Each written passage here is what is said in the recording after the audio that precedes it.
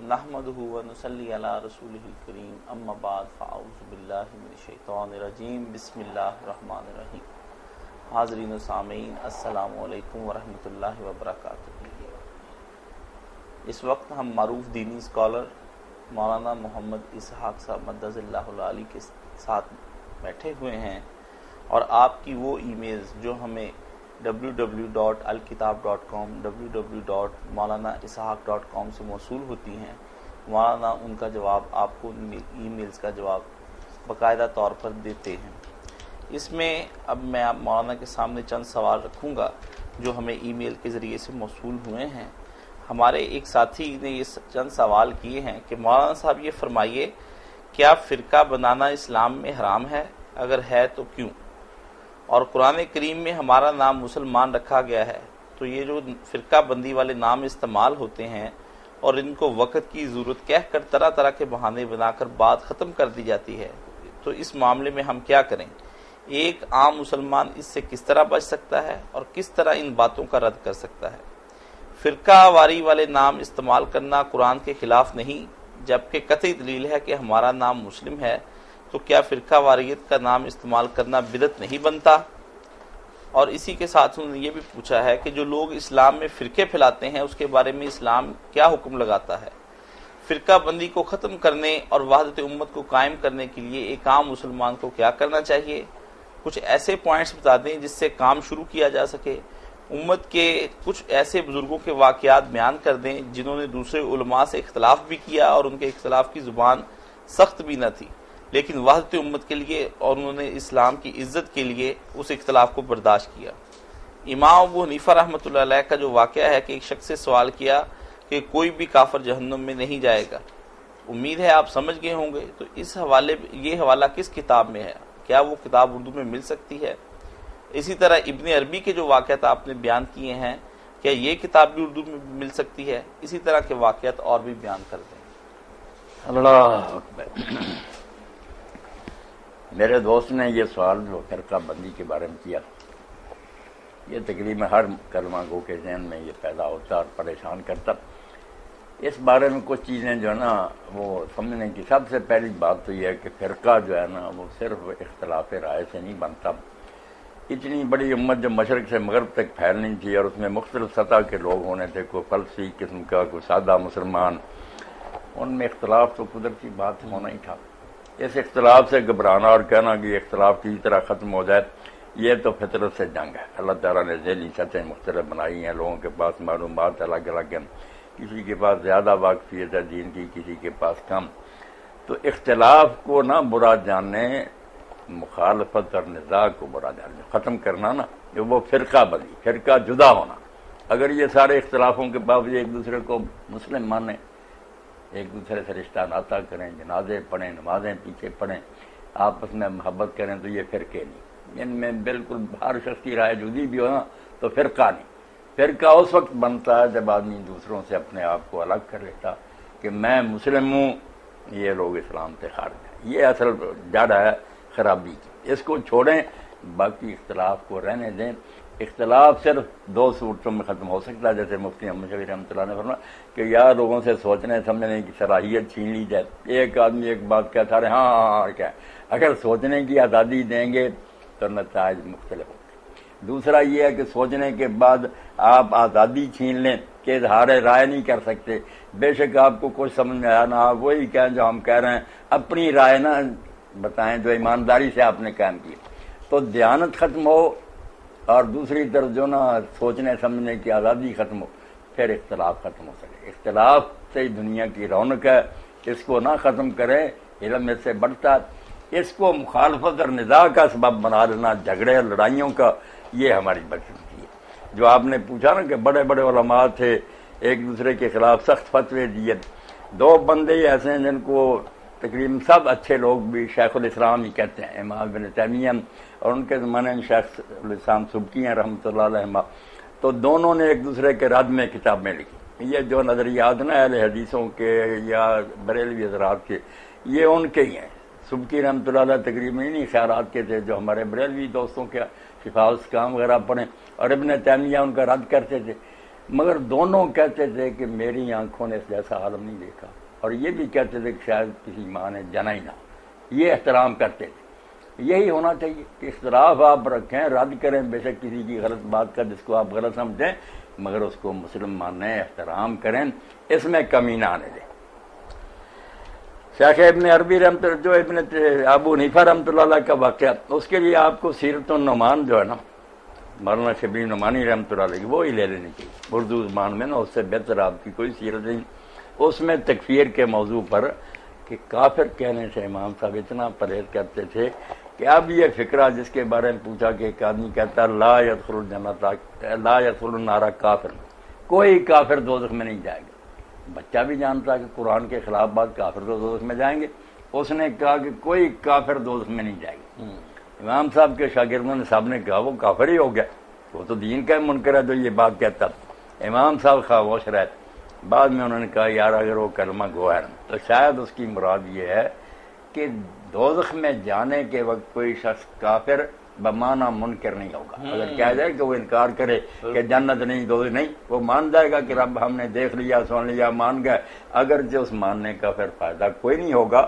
دنیا میں وہ کافر رہا ہے، وہ دوزخ میں جائے گا اس کفر کی وجہ سے، مگر دوزخ میں جانے کے وقت کفر ختم ہو گیا، وہ مان چکے ہوں گے کہ یہ سب چیزیں حقیقت ہے۔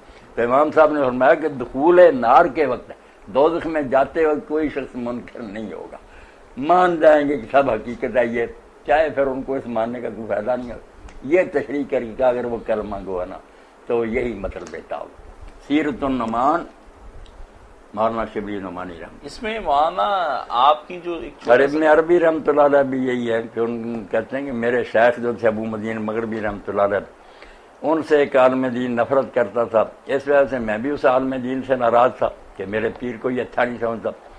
تو میں نے خواب میں دیکھا اللہ کے رسول علیہ السلام کو فضا بھی روئی، تو حضور نے پوچھا کہ مجھے دین تو فلاں عالم سے ناراض ہوئے؟ انہوں نے کہا ہاں، کیوں؟ وہ میرے شیخ کو اچھا نہیں سمجھتا۔ تو غیظ میں حضور نے رنجش میں فرمایا کہ تیرے شیخ کو اچھا نہیں سمجھتا، مجھے تو نبی مانتا نا، صبح ہی اس سے صلح کر اور جا کر اس سے معافی مانگ۔ انہوں نے اس سے اپنے تعلقات بحال کیے۔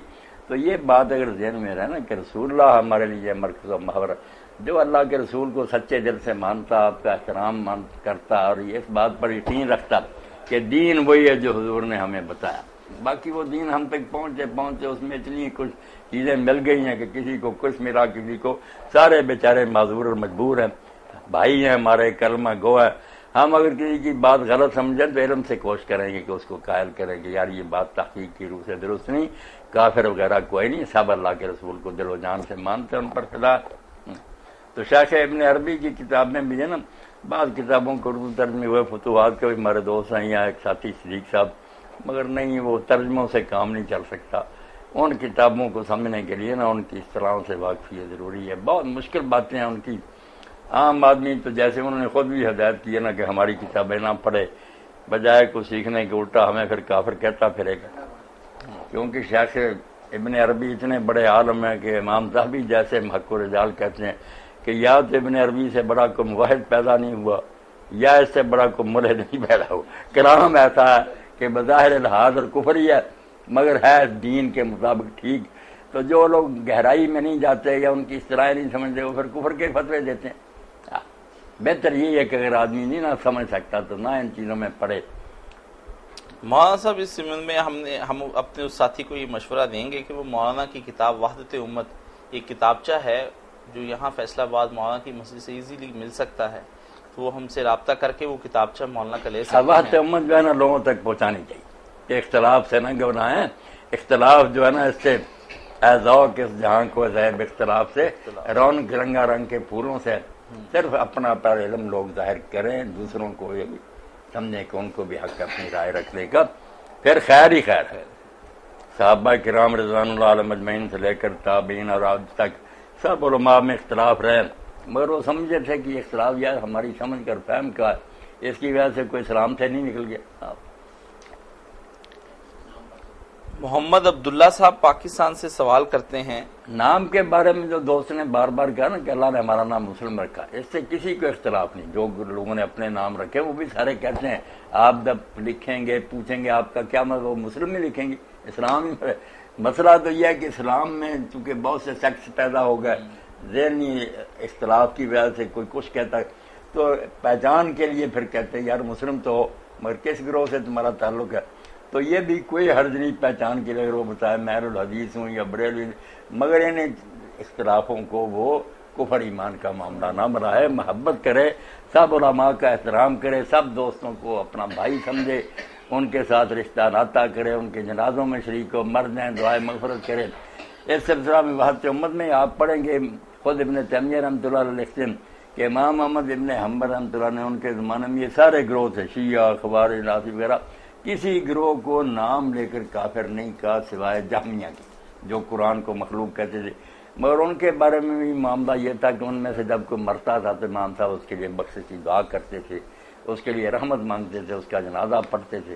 تو ابن تیمیہ کہتے ہیں کہ حیرانی کی بات ہے کہ ایک طرف انہیں کافر کہتے تھے تو امام صاحب کہتے تھے میرے علم کے مطابق وہ بات کفر کی بنتی ہے، مگر انہوں نے بھی پورا زور لگایا، عالم تھے، انہوں نے یہ سمجھ نہیں آئی کہ یہ رسول اللہ کی تعلیم کے خلاف ہے، اس لیے میں ان پر کیوں کفر کہوں کہ وہ دعا نہیں ان کے لیے کرنی، جو کچھ انہوں نے سمجھا پوری کوشش کے بعد وہ بیچارے نہیں سمجھ سکے یہ کفر ہے، تو ایسے ناواقفیت کا انہیں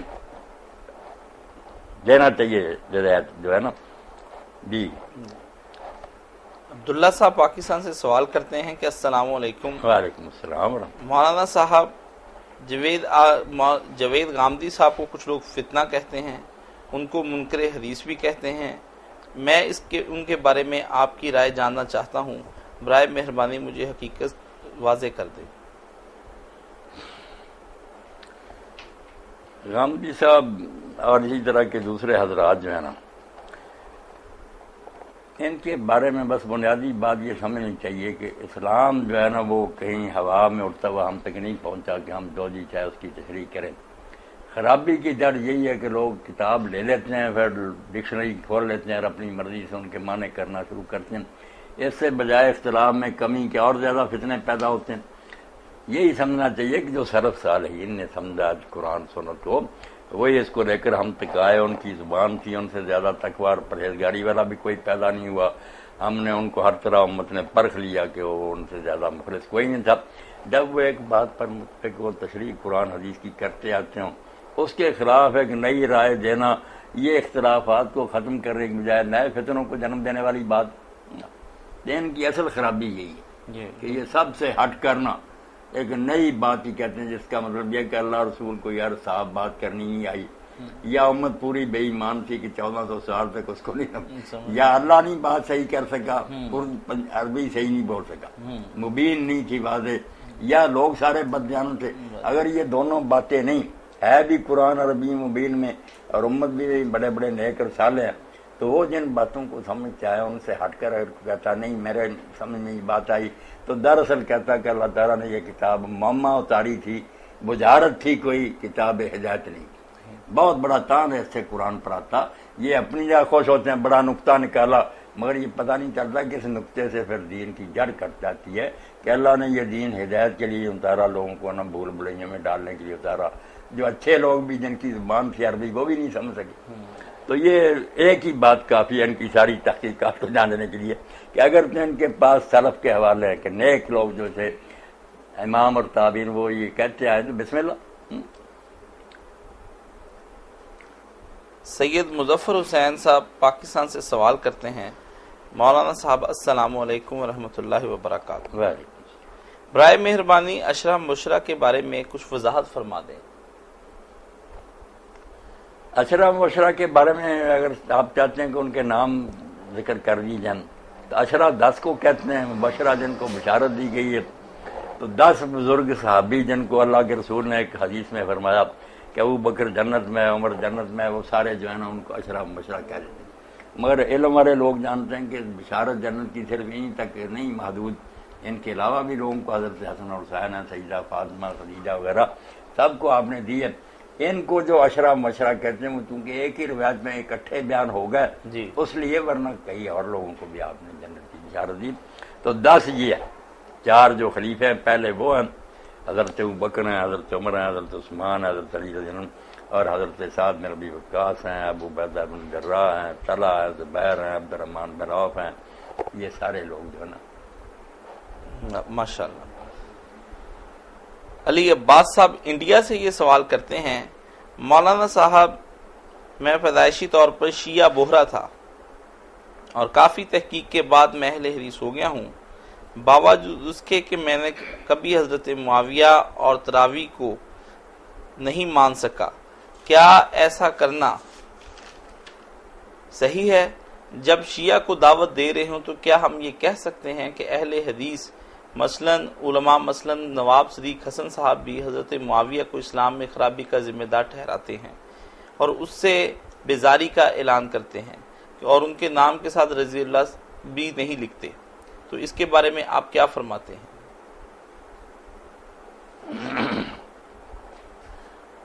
آپ اگر پیدائشی شیعہ تھے اور تحقیق کے بعد اہل حدیث ہوگا تو کوئی بات نہیں، پہلے بھی آپ اسلام میں تھے، اب بھی اسلام میں ہیں. شیعت اور یہ اہل حدیثی جو ہے نا اسلام کی شاخیں ہیں، کوئی بات نہیں. تو کچھ لوگوں تک پہنچا ہوا بیچارے ان پر اعتماد کیے ہوئے. باقی جو کہتے ہیں نا کہ سنی ہونے کے باوجود آپ کو حضرت معاویہ کے بارے میں اطمینان نہیں ہوا کہ انہوں نے ایسے کام کیے، تو یہ کوئی برائی نہیں. اہل سنت بھی سب مانتے ہیں کہ معاویہ رضی اللہ عنہ سے بڑے بڑے کبیرہ گناہ ہوئے. حضرت علی رضی اللہ عنہ کے خلاف بغاوت بھی بہت بڑا جرم ہے، حضور نے خود فیا باغیہ فرمایا. اور یہ تراویح بھی جو ہے حضرت عمر رضی اللہ عنہ خود کہتے ہیں کہ اچھی بدعت ہے، اس سے پچھلے وقت پڑھنا بہتر ہے.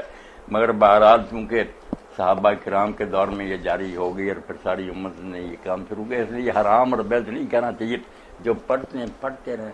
باقی جو خلفاء کی سنت پر عمل کرنا چاہتا، خود حضرت ابوبکر، عمر، عثمان، علی، یہ سارے پچھلی وقت تہجد کے وقت پڑھتے تھے. افضل وقت وہی ہے، اس لیے تراویح کی بجائے اگر کوئی تہجد اٹھ کر پڑھے تو سنت نبی بھی یہی ہے اور خلفاء راشدین کی سنت بھی یہی ہے. باقی تراویح کا جو معمول ہے اس کو حرام اور ناجائز کیوں کہنا؟ یہ بھی اگر لوگ نفل نماز پڑھتے ہیں تو کوئی ایسی برائی کی بات نہیں. حضرت معاویہ رضی اللہ عنہ ایسے ہی ہیں کہ انہیں نا گالیاں نہیں دینا چاہیے. بہت بڑا احسان جو کیا نا نواب صدیق حسن سارے نیک لوگوں نے وہ یہی ہے کہ ہم ان کے بارے میں سب و شتم نہیں کرتے، لعنت نہیں کرتے، اللہ سے دعا کرتے ہیں کہ اللہ ان کے وہ کبیرے معاف کرے. مگر کام بہت غلط ہے، ایسے ایسے کام کیے جو بالکل اسلام کے خلاف ہیں. ہاں مولانا صاحب انجم اقبال سویڈن سے سوال کرتے ہیں کہ مولانا صاحب السلام علیکم ورحمۃ اللہ وبرکاتہ. وعلیکم السلام. جیسا کہ آپ جانتے ہیں کہ ان ممالک کے اندر نبی کریم صلی اللہ علیہ وسلم کے خاکے بنا کر شائع کیے گئے. میں بھی ایک نیوز پیپر کی ایجنسی میں کام کرتا ہوں جس میں یہ خاکے شائع ہوئے. میرا دل نہیں چاہتا کہ میں اس نیوز پیپر ایجنسی میں کام کروں، جبکہ میرے دوسرے دوست اس نیوز پیپر ایجنسی میں کام بھی کرتے ہیں. آپ کو پتا ہے کہ یہاں دوسرے ممالک میں رہتے ہوئے کتنے مسائل کا ہمیں سامنا کرنا پڑتا ہے اور جاب کی تلاش بھی کرنا بہت مشکل ہو گیا ہے. اس سلسلے میں دلی طور پر شدید پریشان ہوں کہ مجھے کیا کرنا چاہیے اور کیا نہیں کرنا چاہیے. کیا مجھے یہ جاب چھوڑ دینی چاہیے؟ برائے مہربانی آپ اس چیز کو اپنے سامنے ہمارے مسائل کو مد نظر رکھتے ہوئے ان سوالوں کا جواب دیں. آپ کی گفتگو سے یہ اندازہ ہوا کہ جو دین ان دارالکفر اور غیر مسلم ممالک کی شہریت اور رہائش کو ناپسند کرتا ہے کہ مسلم علاقے چھوڑ کر ان علاقوں میں نہ جاؤ جاب کی تلاش میں. وہ کیا بڑے بڑے علماء نے ان پر کتابیں لکھی کہ ہونا تو چاہیے کہ اگر وہاں کوئی پیدا ہو گیا تو وہاں سے نکلے اور کسی مسلم اسٹیٹ میں آئے. مگر لوگ دنیا کی خاطر چلے جاتے ہیں، پھر یہ مسائل پیدا ہوتے ہیں. یہ بھی شکر ہے کہ آپ کے دل میں ابھی اتنی غیرت زندہ کہ آپ سرکار دو عالم صلی اللہ علیہ وسلم کی توہین پر بے قرار ہیں، بے چین ہیں. اور بیٹا یہ ٹھیک بات ہے کہ رسول اللہ کی توہین ہوتی رہے تو پھر امت کا مر جانا ہی بہتر ہے. علماء نے کہا جس امت کے نبی کو گالیاں دی جائیں تو امت زمین پر کیوں باقی ہے تو ہمارے لیے یہ ذلت اور رسوائی کے انتہا کہ جو کائنات کی محبوب ترین شخصیت ہے جس سے کوئی بہتر پیدا ہی نہیں ہوا، اس کی توہین لوگ کر رہے ہیں. اور ہماری بے بسی ہے اپنے جرائم کا نتیجہ کہ ہماری بدعمالیوں نے ہمیں یہاں تک گرا دیا کہ جس کا جی جاتا حضور کی توہین کرنا شروع کر دیا. تو آپ اگر اس نیوز ایجنسی کی ملازمت چھوڑنا چاہتے ہیں تو بہت نیک ارادہ ہے. اللہ تعالیٰ سے دعا کریں، میں بھی کرتا ہوں کہ اللہ تعالیٰ کو بہتر جاب آپ کے لیے نکالے. یہ کم از کم آپ کے دین کا تقاضا ہے. اور اگر کوئی مجبوری نہیں ابھی کوئی جاب مل رہی تو آپ بکرا جیسے اللہ کہتے ہیں نا مرتے ہوئے خنزیر بھی کھا لے مگر کوشش کرے اسے جان چھڑانے کی، شاید اللہ معاف کر دے، شاید ہی والی بات ہے تو یہ جرم ہی بہت سارا۔ ایک صاحب یہ سوال کرتے ہیں، مولانا کی خدمت میں میرا سلام، مجھے آپ کی 72 فرقوں والی ویڈیو دیکھنے کا موقع ملا جس میں آپ نے نہایت بصیرت افروز مثالوں اور دلائل سے یہ بات سمجھانے کی کوشش کی ہے کہ کسی بھی شخص یا گروہ کو جو اللہ اور اس کے رسول کو مانتا ہے کافر نہیں کہا جا سکتا۔ اللہ کرے آپ کا یہ پیغام امت کو سمجھ آ جائے اور ہم ایک دوسرے کو کافر کہہ دینے کے عذاب سے چھٹکارا حاصل کریں۔ مولانا صاحب، لیکن میں یہاں آپ کو ایک پوائنٹ کی طرف توجہ دلانا چاہتا ہوں جو اسی ویڈیو میں آپ نے فرمایا ہے، اگر تو وہ بات حقیقت بھی ہو کہ مسلمانوں کا ایک فرقہ جہنم میں جائے گا تو وہ ہمیشہ کے لیے نہیں بلکہ کچھ وقت کے لیے جائے گا، مگر آپ نے جس آیت کا حوالہ دیا ہے وہاں اللہ نے ہمیشہ کے عذاب کا ذکر کیا ہے، لیکن آپ نے کہا ہے کہ بہت سے علماء کا خیال ہے کہ یہاں ہمیشہ سے مراد مستقبل ہمیشگی نہیں ہے۔ یہ بات احادیث اور دیگر مثالوں کے خلاف ہے۔ مولانا، میں نے جو علم سیکھا ہے وہ آپ جیسے بزرگوں سے سیکھا ہے، اس لیے ذرا اس گستاخی کو درگزر فرمائیے، مگر مجھے اس دلیل سے ابہام کے دروازے کھلتے ہوئے نظر آتے ہیں۔ اگر آپ جیسے بزرگ بھی اپنی کسی بات کو ثابت کرنے کے لیے جو نہایت نیک اور پرخلوص ہوں، اللہ کی واضح بات پر کہنا پڑے کہ آیت اللہ نے تو کہہ دیا ہے مگر اس کا ارادہ ایسا کرنے کا نہیں، وہ محض ڈرانے کے لیے ایسا کہہ رہا ہے۔ محترم، اس نظریے کو تسلیم کرنے میں کوئی قباحت نہیں دکھائی دیتی، لیکن اس دلیل کے مضمرات پر غور کیا جائے تو پھر آپ مجھ سے بہتر سمجھ سکتے ہیں کہ ہر آدمی نے کوئی نہ کوئی تو آیت اٹھا رکھی ہوگی اور کہہ رہا ہوگا کہ اصل میں اس آیت کا مطلب وہ ہے جو وہ نہیں ہے جو بتایا جا رہا ہے، کیونکہ اس بات کا مطلب علماء اور احادیث کی روشنی میں کچھ اور ہے۔ میرے قابل محترم، اگر میں نے اس جملے میں کوئی غلط مطلب اخذ کر لیا ہے تو اس گستاخی کی معافی چاہتا ہوں۔ اللہ تعالیٰ آپ کو سلامت رکھے، لیکن میری اس بات کا جواب ضرور دیجیے۔ اللہ تعالیٰ آپ کو خیریت سے رکھے اور آپ کی توفیقات میں اضافہ ہو رہا ہے۔ بہت اچھی باتیں آپ نے کی۔ فرقوں کے بارے میں جو بات میں نے کہی، جو اچھے علماء گزرے سب نے شرح کرتے ہوئے کہا کہ اللہ کے رسول علیہ السلام نے انہیں اپنی امت کہا، یہ نہیں کہا کہ وہ کافر گروہ ہیں، اپنی امت کے گروہ کا ہے۔ اس لیے ان میں سے کسی کو بھی سمجھنا کہ وہ اسلام سے خارج ہے یا کافر ہے، بالکل غلط۔ دوسری بات تھی کہ جو آتا ہے کہ وہ سارے جو ہے نا کلوں پہ نار سوائے گروہ کے سب دوزخ میں، اس کے بارے میں نے کہا تھا کہ امام محمد بن ابراہیم الوزیر بھی لکھتے ہیں، لوگوں نے جب سوال کیا علامہ البانی نے بھی ان کا حوالہ دیا بہت ان کی اعلیٰ کتاب کا کہ یہ اگر سارے 72 جائیں گے دوزخ میں، ادھر حدیث میں آتا ہے کہ جنت میں جانے والوں کی 120 صفحے ہوں گی، جن میں 80 صرف حضور کی امت کی ہوں گی، تو وہ کہتے ہیں سارے تو ادھر چلے جائیں گے دوزخ میں، 80 سے کہاں ہو۔ تو اس کا انہوں نے حل کیا کہ دوزخ میں جانے کا یہ مطلب نہیں کہ ہمیشہ رہنا، بہت سے لوگ دوزخ میں اپنے جرموں کی حساب اٹھنے کے لیے جائیں گے مگر آخر وہ نجات پا لیں۔ تو انہوں نے حوالہ دیا کہ اس حدیث میں صرف دوزخ میں جانے کا ذکر ہے، آگے ہمیشہ رہنے کا کوئی لفظ نہیں، یہ تو اس حدیث کا معاملہ تھا۔ باقی وہ آگے جو ہے نا آیت میرے علم میں نہیں، اب مجھے یاد نہیں کیا بات ہوئی، وہ میں نے حوالہ غالباً شاہ ولی اللہ رحمۃ اللہ علیہ کی حجت اللہ البالغہ کا دیا ہوگا کہ قاتل احمد کے بارے میں قرآن کہتا نا کہ جو جان بوجھ کر مومن کو قتل کرے اس کی سزا یہ ہے کہ اس پر اللہ کا غضب ہوگا، لعنت ہوگی، وہ جہنم میں رہے گا خالدن فیہا، اس میں رہے گا خالدن۔ اس کا کہتے ہیں کہ اب ساری امت مانتی ہے کہ وہ بے شک کتنا بڑا مجرم ہے، کافر تو نہیں، اور لفظ ہے خالدن کی تو تشریح کرتے ہوئے علماء نے کہا یہ اپنی طرف سے جو آپ کہتے ہیں نا کہ جس کو جی چاہے گا لوگ، ایسی نہیں بات، دلیل دینی پڑے گی نا، قرینہ صارفہ، کہ یہ جو لفظ ہے ہمیشہ رہنے کا، اس کو اپنی جگہ سے ہٹانے کے لیے کوئی اتنے ہمالیہ جیسے وزنی دلائل ہیں، احادیث اور آیات جن سے پتہ چلے۔ تو موحدین کا چونکہ خروج جو ہے نا بالکل اتفاقی بات ہے کہ توحید کو ماننے والے آخر دوزخ سے نجات پا جائیں گے، ورنہ مشرکین تانا دیں گے کہ تم توحید کو مانتے تمہیں کیا ملا پھر، اس لیے نہیں وہ نکلیں گے بے شک لمبا عرصہ۔ اب اس کی تشریح پھر کی کہ یہ جو آیا جہنمی اس کے لیے، اور اسی طرح سود خور کے لیے بھی آیا، کئی جگہ لفظ آ گئے خالدین۔ تو یاد رکھنے کی بات ہے کہ خلود جو ہے نا یہ ہمیشگی، ہم ترجمہ کر رہے ہمیشہ، اس کا نہیں ہمیشہ رہیں گے۔ اب کتنا عرصہ رہیں گے؟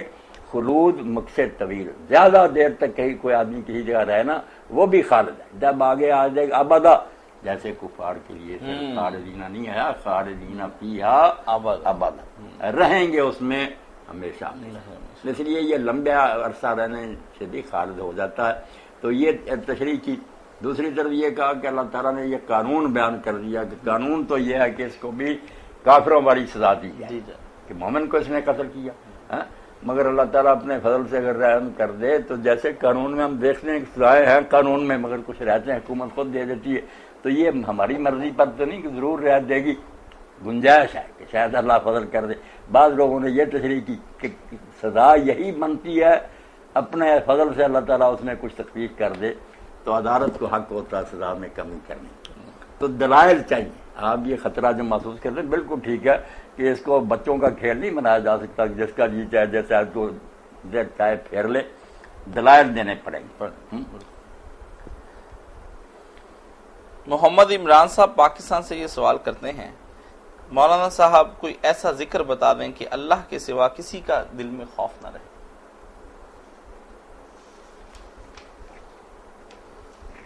اچھا,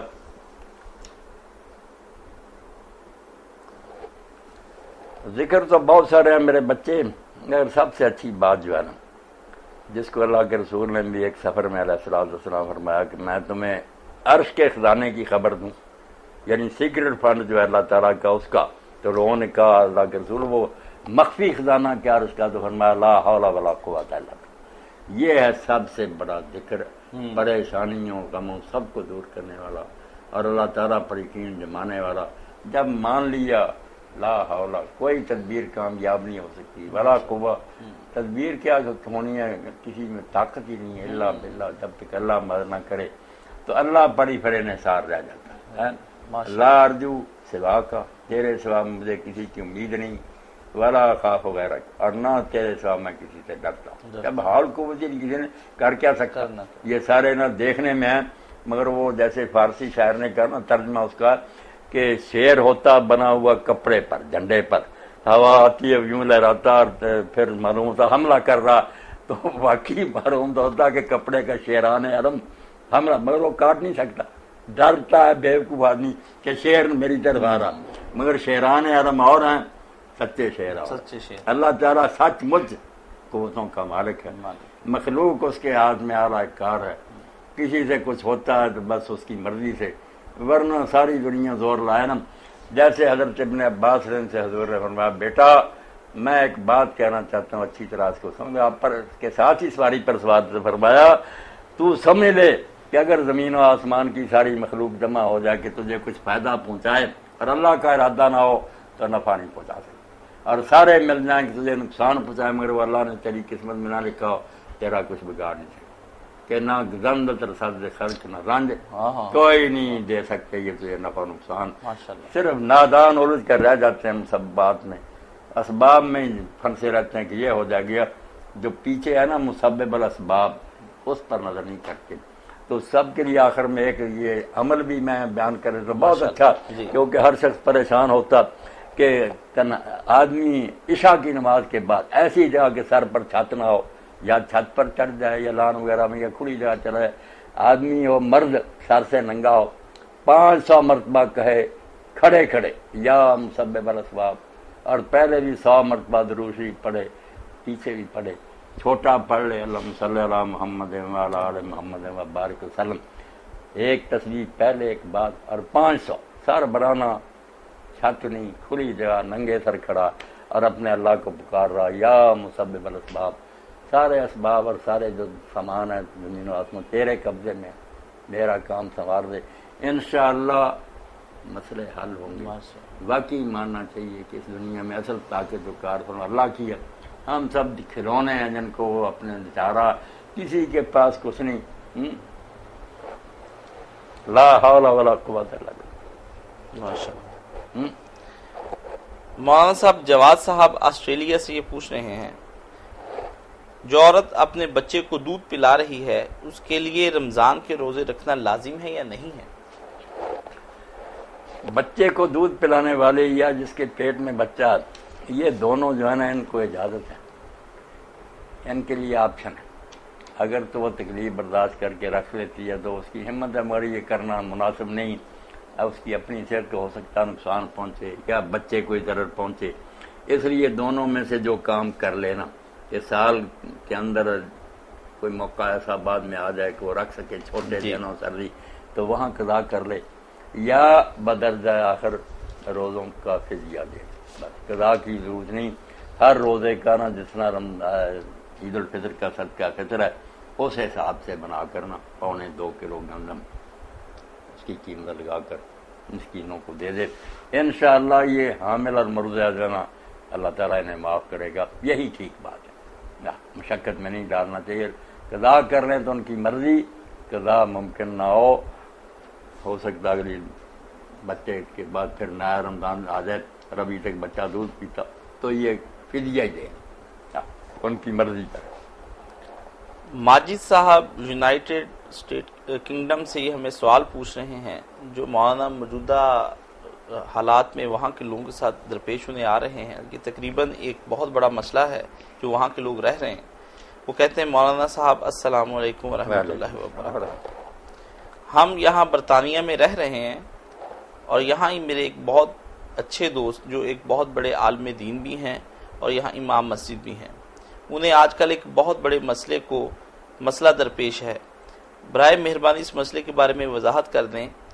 دراصل معاملہ یوں ہے کہ ایک دن اس کا باپ، وہ خود قرآن شریف پڑھ رہا تھا اور اس کے بیٹے نے اس کو ڈسٹرب کرنا شروع کیا۔ باپ نے کئی دفعہ منع کیا لیکن بیٹا باز نہ آیا، بلکہ الٹا وہ دوسرے لوگ بھی جو قرآن پڑھے تھے ان کو ڈسٹرب کر رہا تھا۔ باپ نے اپنے بیٹے کو مارا اور بہت زیادہ پیٹا۔ بیٹے نے آخر پولیس بلائی اور پولیس نے اس کے باپ کو جرمانہ بھی کیا اور سزا بھی دی۔ اس کے بعد وہاں کی ریاست نے بیٹے کو الگ کر دیا اور اسے علیحدہ گھر بھی لے دیا۔ اب باپ نے کئی دفعہ بیٹے سے جا کر خود معافی مانگی ہے، مگر بیٹا بہت عیاش ہے، وہ نہیں مان رہا۔ باپ اس مسئلے میں بہت الجھا ہوا ہے، برائے مہربانی اس مسئلے کے بارے میں وضاحت فرما دیں کہ وہ اس مسئلے کا کیا حل ہو سکتا ہے۔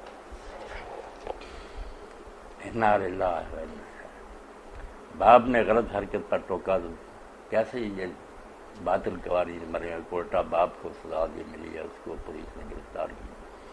کہا وہ نالائق بچہ جدا ہو گیا اور باپ جا کر معافیاں مانگتا، حالانکہ معافی تو بیوقوف کو مانگنی چاہیے تھی، قرآن شریف پڑھنے والوں کو ڈسٹرب کر رہا تھا۔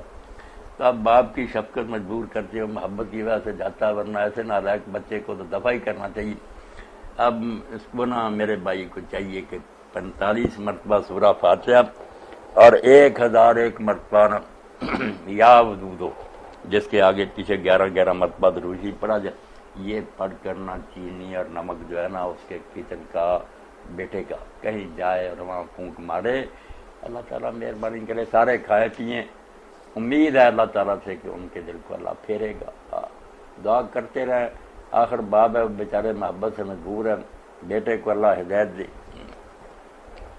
1001 مرتبہ یہ گھروں میں بھی سارے لوگ کریں تاکہ سکون سے نا گھر میں سارے افراد رہیں۔ 1001 یا ودودو، درود شریف 11 مرتبہ والآخر، اور 45 مرتبہ سورہ فاتحہ۔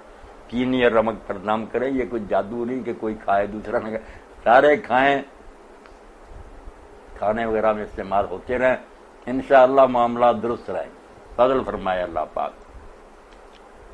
ایک ساتھی حسنات محمود ہیں، وہ اٹلی میں رہتے ہیں، انہوں نے کہا السلام علیکم مولانا صاحب، اللہ تعالیٰ آپ کو صحت اور تندرستی عطا فرمائے۔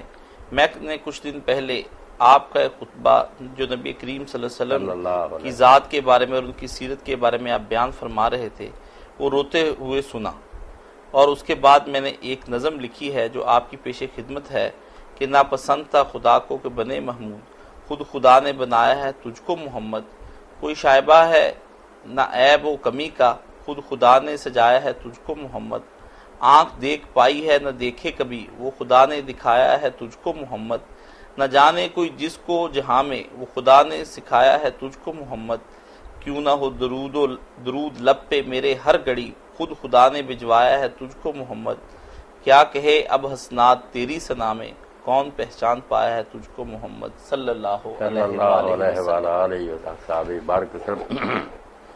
محمود صاحب آپ نے بہت اچھا کیا، میری بات سننے کے بعد آپ کے دل میں حضور کی محبت نے جوش مارا اور آپ کے خیالات جو پھر نظم کے سانچے میں ڈل گئے، تو واقعی مسلمان کے پلے اور کیا، صاحب سے بڑا فرمایا جو ہے نا جس کو یہ لے کر چلا جائے دنیا سے، تو اس سے بڑا کوئی غنی نہیں، کوئی بڑا مالدار نہیں کہ سینہ میں حضور کی محبت ہو۔ جیسے مولانا مرزا خان بریلوی رحمۃ اللہ علیہ فرماتے ہیں، لحد میں عشق رخ شاہ کا داغ لے کے چلے، اندھیری رات سنی تھی چراغ لے کے چلے۔ اس لیے محبت میں جتنی جاتی ہو یہ بڑھے، اللہ کا شکر گزار ہو، اس میں اضافہ ہی اللہ سے مانگے اور اس میں کمی کا سوچے بھی نہ۔ نظم آپ نے بہت عمدہ لکھی مگر پہلا مصرع ہے وہ سمجھ میں نہیں کچھ آیا۔ ہاں جی، کہ ناپسند تھا خدا کو کہ بنے محمود، خود خدا نے بنایا ہے تجھ کو محمد۔ ہاں وہ تو بعد والا تو ٹھیک ہے، پہلا جو ہے نا، اب حضرت حسان بن ثابت رضی اللہ عنہ تو کہتے ہیں کہ اللہ پاک نے وشقا لہو من اسمہ لجلہ فذو العرش محمود وہذا محمد، اللہ نے اپنے نام میں سے حضور کا نام نکالا، وہ خود محمود ہے، حضور کو محمد بنا دیا۔ باقی جذبات قابل قدر، آپ نے بچہ جو کہا حضور کی شان میں، یہ تو دن رات آپ کی مدح میں ہم لگے رہے، ساری عمر بھی اس میں کھپا دیں تو یہ ایسے ہی ہے جیسے سمندر کے کنارے کھڑا آدمی ہے، اب اس کی کوئی انتہا نہیں۔ مولانا صاحب، ہم آپ کے شکر گزار ہیں کہ آپ نے اپنا قیمتی وقت نکالا اور ہمیں ان ای میلز کا جواب دیا۔ ہم انشاءاللہ اپنے دوست احباب سے یہ گزارش کرتے ہیں کہ وہ مزید سوالات جو انہیں پریشان کرتے ہیں یا جن کی وضاحت درکار ہے وہ ہم تک پہنچائیں۔ انشاءاللہ مولانا ان کے جواب آپ کو خوش دلی کے ساتھ دیں گے انشاءاللہ العزیز۔ اگلے پروگرام تک کے لیے ہمیں اجازت دیجیے، اللہ حافظ۔